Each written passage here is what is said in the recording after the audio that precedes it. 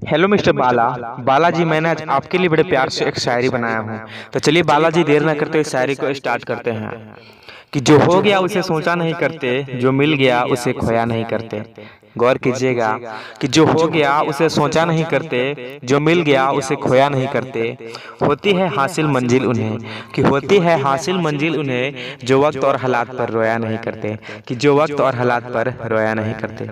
बालाजी, अगर शायरी अच्छा लगे तो प्लीज़ वीडियो को लाइक शेयर जरूर कीजिएगा, और चैनल पर नहीं तो सब्सक्राइब कर लीजिएगा। Thank you.